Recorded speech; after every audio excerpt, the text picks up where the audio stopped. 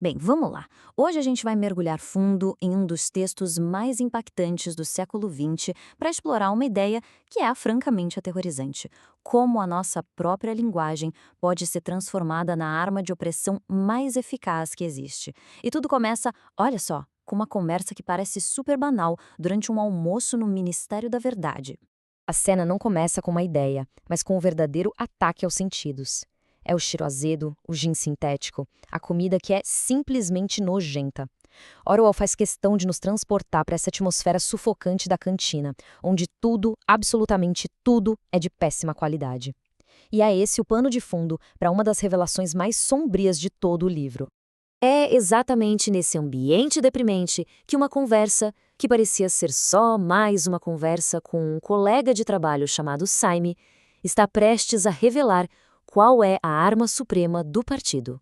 A vida em Oceania é uma luta, sabe? Uma luta constante. Falta de tudo. Até a lâmina de barbear é um luxo. E a conversa do dia a dia? Gira em torno de enforcamentos. É nesse cenário que Winston encontra o Saime, um filólogo cuja devoção ao partido, essa ortodoxia fervorosa, é quase tão perturbadora quanto o ensopado. Eles começam falando de lâmina de barbear, mas o papo logo descamba para algo muito, mas muito mais sinistro. E é com essa pergunta, uma pergunta simples, que Winston muda o foco. Ele sai da miséria física do dia a dia e aponta direito para a arma intelectual do partido. Ele, sem saber, abre a porta para o Saime revelar a verdadeira e assustadora natureza do trabalho dele. E agora, vamos conhecer melhor o Sime. Ele não é um burocrata qualquer, não. Ele é o arquiteto da nova fala. E para ele, pasmem, existe uma beleza muito particular na destruição. E aqui está, a inversão completa do propósito de um dicionário. Com um orgulho que chega a dar calafrios, Syme declara que o trabalho dele é uma verdadeira carnificina linguística. O objetivo não é expandir a capacidade de expressão, mas sim aniquilá-la. E isso aqui ilustra perfeitamente a mecânica da coisa. Pensem bem, para que ter palavras como ruim quando se pode simplesmente dizer desbom? Para que precisar de excelente ou esplêndido quando mais bom e duplo e mais bom são, na visão deles, mais eficientes? A lógica do Saime é essa: remover todas as nuances, todos os sinônimos, os antônimos, até que a linguagem vire só um conjunto de ferramentas brutas incapaz de expressar qualquer tipo de sutileza. Agora a gente chega no coração da questão. Essa destruição de palavras não é só um exercício acadêmico. Ela tem um propósito aterrorizante e profundamente filosófico. Então, o ponto crucial é este.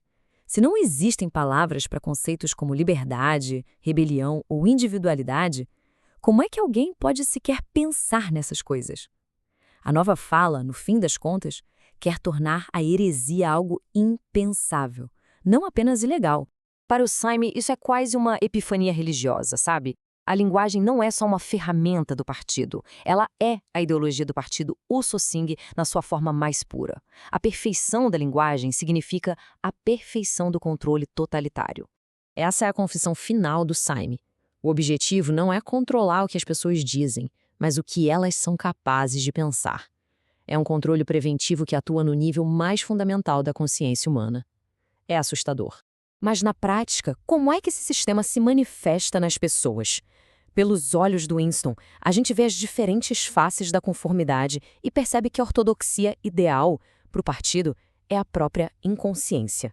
Enquanto Winston ouve o Saime, ele também escuta um homem numa mesa próxima. Esse cara está produzindo um fluxo sem fim de slogans do partido, um barulho que mal dá para chamar de fala. E o Saime chama isso de pato-fala. E esse é o ideal do partido: falar sem pensar, emitir ortodoxia pura, direto da laringe. De repente, a teletela interrompe tudo como uma fanfarra. O Ministério da Pujança anuncia uma vitória esmagadora na produção, uma vida nova e feliz para todos. Números, estatísticas, tudo jorrado para provar o sucesso absoluto do partido. E aqui vem o choque de realidade. O Winston, que ainda tem memória, lembra do anúncio do dia anterior. A ração de chocolate, na verdade, foi reduzida. Mas todo mundo ao redor dele, como o colega Parsons, engole a nova verdade sem nem piscar. Ter memória, nesse mundo, se tornou um ato de rebelião. E é nesse exato momento que o perigo se torna palpável. Winston percebe que a garota de cabelo escuro está observando ele. O simples fato de parecer cético durante um anúncio do ministério já é um crime. Um pensamento perigoso pode ser traído por um tique nervoso, por uma expressão no rosto. Isso é o rosto-crime. E tudo isso junto leva Winston a uma conclusão terrível. Ele olha em volta na cantina e, com uma clareza que assusta, começa a entender a lógica da sobrevivência nesse novo mundo. A condenação aqui não é para os rebeldes, mas para os conscientes. O Syme vai ser vaporizado não por ser desleal, mas porque a inteligência dele o torna perigoso. O Winston sabe que o seu próprio apego à memória e à verdade já o condena. Nesse mundo, ter consciência é uma falha fatal. E em contraste, quem sobrevive? Os estúpidos, os autômatos, os inconscientes. O Parsons, com aquela devoção cega e suarenta dele, é indestrutível. O homem que fica grasnando patofala é o cidadão ideal. A sobrevivência não exige lealdade, mas sim a ausência completa de pensamento. E aqui a gente chega na tese final, e mais arrepiante de todas. O objetivo disso tudo, da nova fala, da vigilância, das execuções, é criar um estado de inconsciência coletiva. A perfeição para o partido é um mundo sem pensamento. O que nos deixa com uma pergunta bem inquietante. Se a linguagem que usamos realmente molda os limites dos nossos pensamentos, quais palavras será que estamos arriscando perder hoje em dia?